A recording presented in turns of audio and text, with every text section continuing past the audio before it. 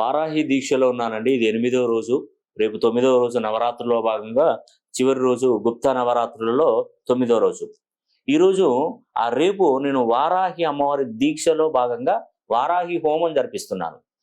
చివరి అవకాశం, ఇది మిస్ చేయకండి, అస్సలు ఎట్టి పరిస్థితిలో మిస్ చేయకండి. ఈ చెవితో మాత్రం దయచేసి పెట్టకండి.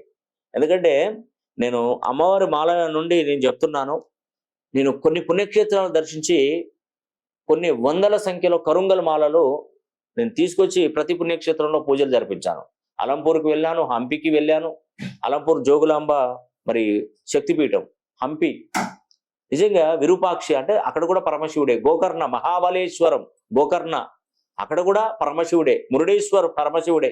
మూకాంబికాదేవి, ఉడిపి శ్రీకృష్ణ భగవానుడు, ధర్మస్థల మరి ఎంత అద్భుతమండి. శృంగేరి శక్తిపీఠం, శారదాదేవి మన ఆదిశంకరాచార్యులు స్థాపించినటువంటి శృంగేరి పీఠం.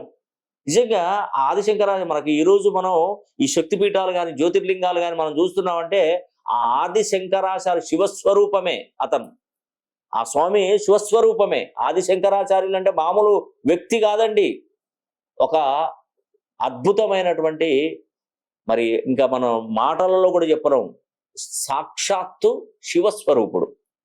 నిజంగా తర్వాత కొక్కి వెళ్ళాను, సుబ్రహ్మణ్యేశ్వరిని దర్శించుకున్నాను, ఈ కరుంగలి మాలను పూజించాను. చాముండేశ్వరి, ఆషాఢ మాసంలో చాముండి దేవాలయాన్ని సందర్శించుకున్న ప్రతి ఒక్కరూ ధన్యులే, జన్మ ధన్యులే.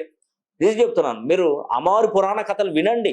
ఆషాఢ మాసంలో దర్శించుకోవడం వల్ల ఎంతటి ప్రయోజనం మీకు మేలవుతుందో. నిజంగా అందుకే నేను ఈ యాత్రలు చేయడానికి కూడా కారణం అదే నిజంగా.